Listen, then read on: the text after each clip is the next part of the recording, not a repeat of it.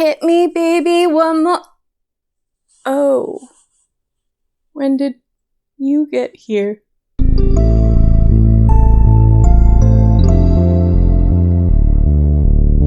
Hi everyone, I'm Luna. Welcome to the Lunarium. Britney Spears has been all over the news and social media lately. Interest in the Free Britney movement and the status of her conservatorship has increased ever since the New York Times documentary Framing Britney Spears was released on Hulu. I've been meaning to do a video about the Free Britney movement, and after I watched the documentary, I thought now was a good time to do so. So today we're going to talk about the history of the Free Britney movement, how it relates to disability rights in general, and also why you should care about it. First things first, we need a little bit of history. Now, I'm pretty sure I don't need to explain who Britney Spears is, but for the one person watching who doesn't know, a really short version is that she's a pop singer who gained popularity in the early 2000s. Britney became a favorite subject of tabloids and the paparazzi, and media eagerly reported on her movements, relationships, and even perceived mental health. In 2007, following a divorce and a custody battle over her two sons, Britney had what the public called a mental breakdown.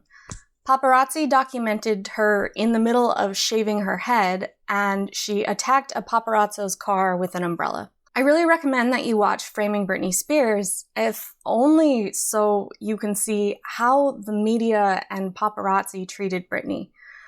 I think the documentary does a really good job at documenting how creepy, misogynistic, and just inappropriate everyone was, from talk show hosts to news reporters to paparazzi. Here are just a couple of examples that stood out to me.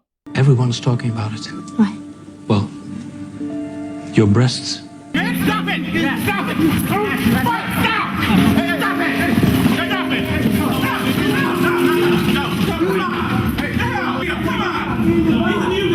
Refused a court order to turn her two children. Supposed to hand over her two sons last night to Federline, but She refused. reportedly had barricaded herself inside the room at one. After watching clips like that, it seems perfectly understandable to me that someone might reach the end of their rope and attack an invasive paparazzo's car. And I really don't understand why anyone would say shaving your head is a sign of mental illness. But the media at large made a really big deal out of Britney's perceived mental decline. Even now, I sometimes hear people jokingly say that they're going to do a Britney, as in they're going to, in a moment of mental distress, they're going to do something drastic, like shaving their head. In early 2008, Britney was involuntarily hospitalized twice in 1 month for psychiatric emergencies. After the second hospitalization, Britney's father, Jamie Spears, petitioned the courts to place her under a temporary conservatorship. Jamie and an attorney named Andrew Wallet became temporary co-conservators of Britney's estate and person, and later that year became temporary co-conservators. Britney has remained under conservatorship to this day. Currently, Britney's conservators are her father, Jamie, and the corporate fiduciary Bessemer Trust Company. To anyone who doesn't really understand what a conservatorship is, don't worry. We're going to get there in a minute.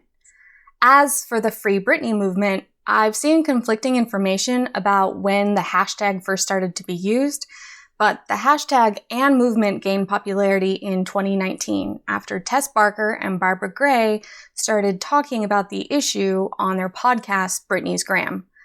Barker and Gray's initial concerns that Britney was involuntarily receiving mental health treatment have evolved to refer to freeing Britney from her entire conservatorship, or at least making the conservatorship as bearable as possible.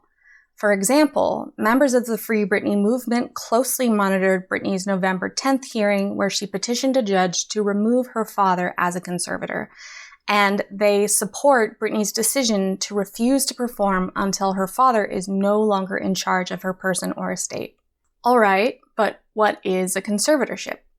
A conservatorship is a legal arrangement intended to protect the economic or overall welfare of an adult who has been deemed no longer capable of caring for themselves.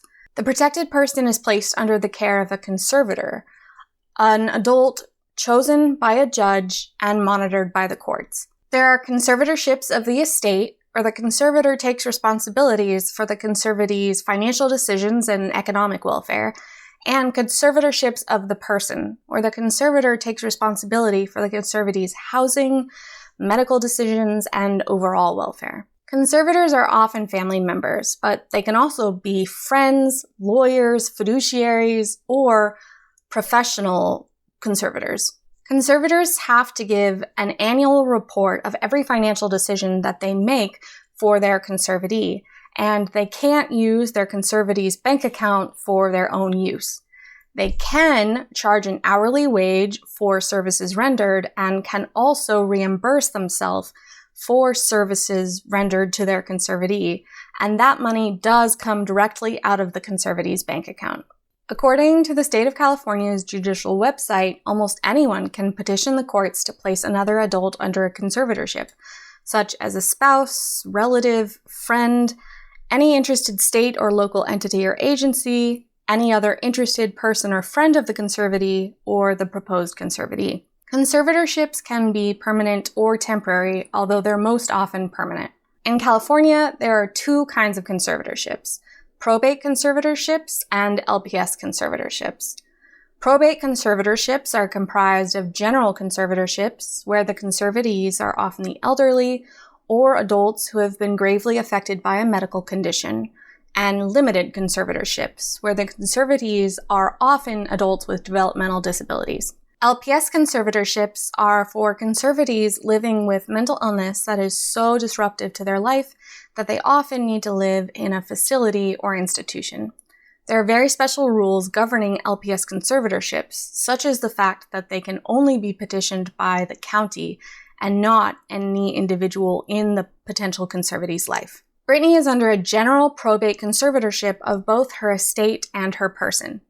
This means that a judge deemed that there was sufficient medical evidence that her mental illness was so debilitating that she couldn't take care of herself. While we don't know the exact parameters of Britney's conservatorship and what rights a judge has stripped her of, it's possible that Britney has lost the right to receive and control her own salary, make her own financial decisions, get married, vote, see certain friends or family, make her own medical decisions, or decide where she lives.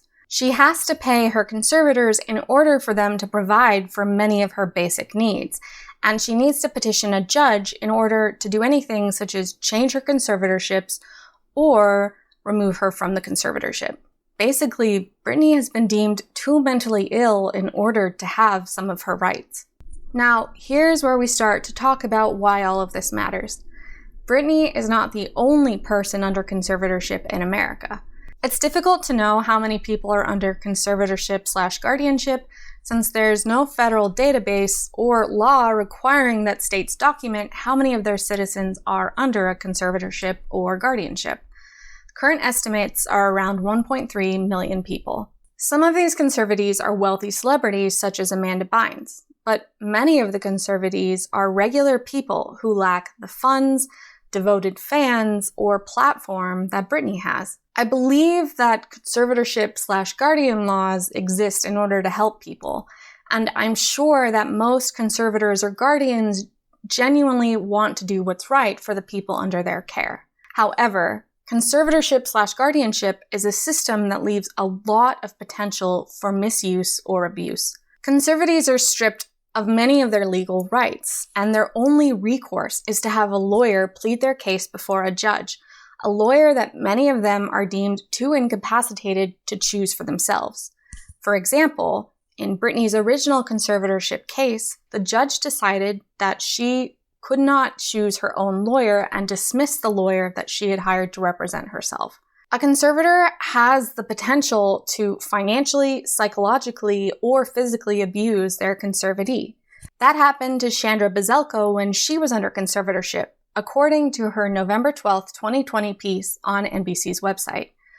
Bazelko writes, "If Spears' conservatorship is anything like mine, it can be, or even just feel, more punitive than it is protective. In my case, any disagreement with my conservator landed me in a psychiatric hospital."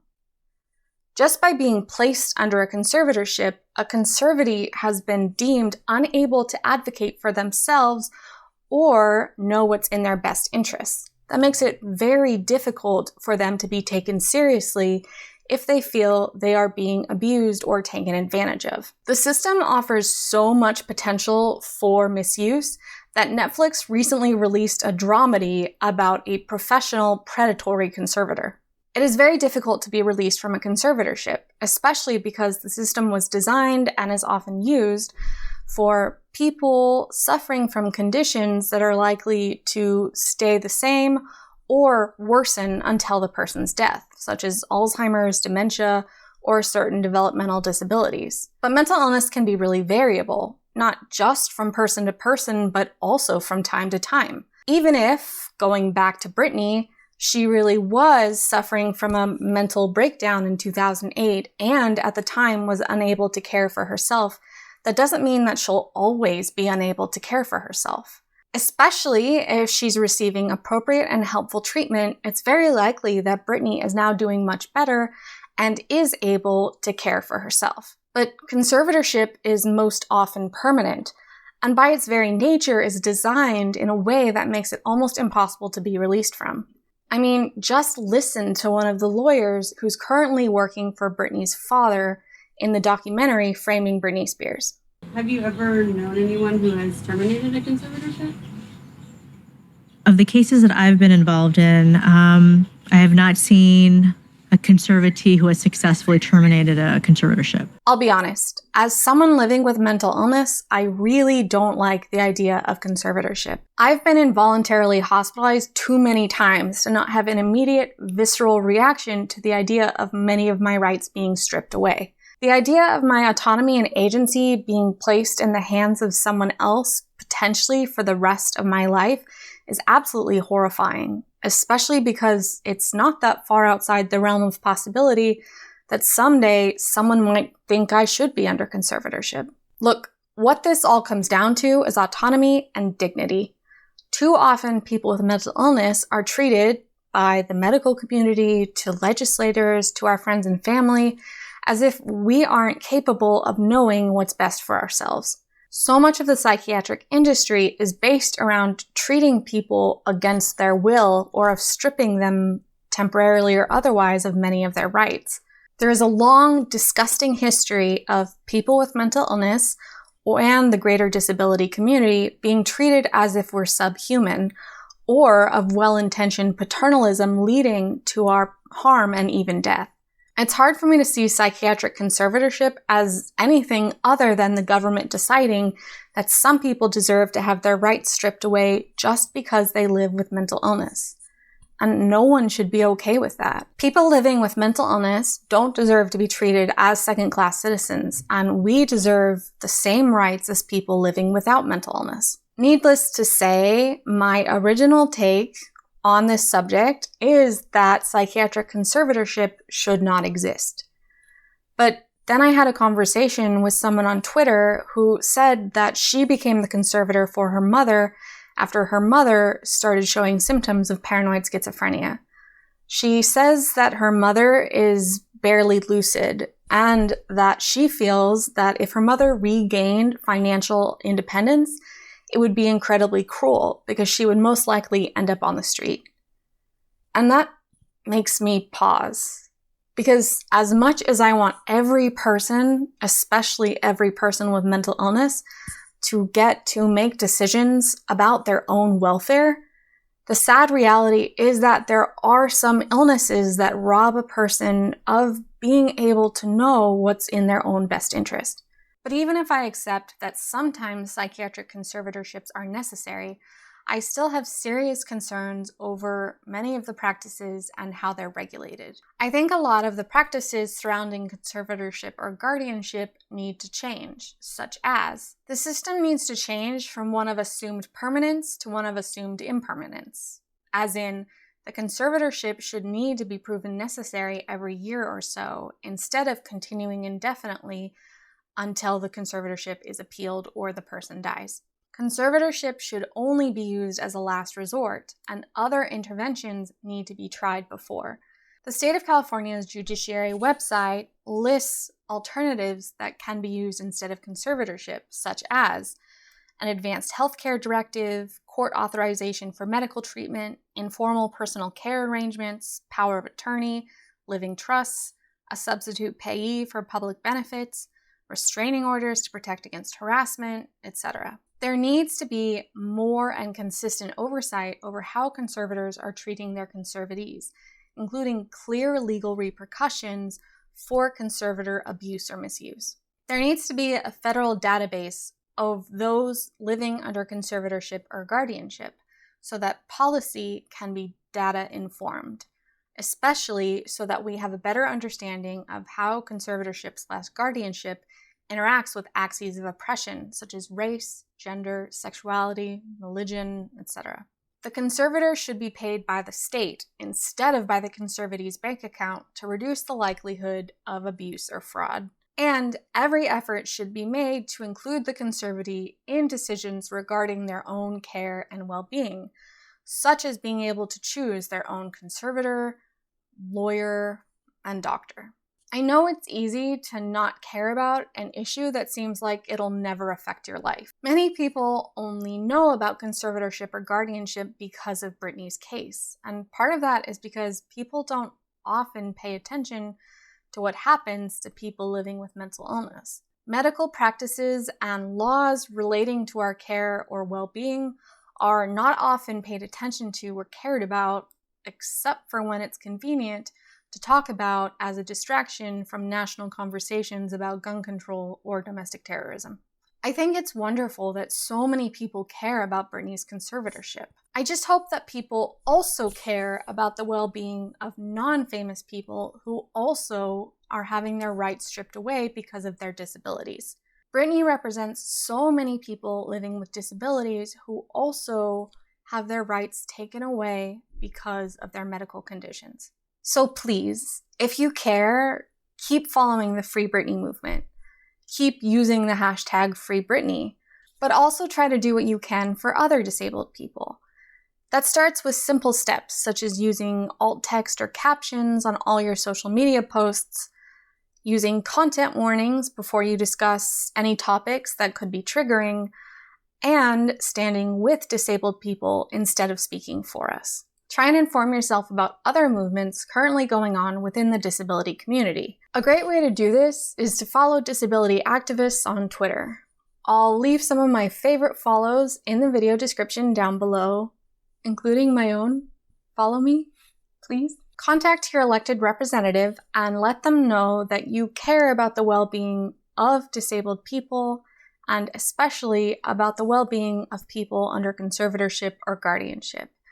Remember that most states use the term guardianship.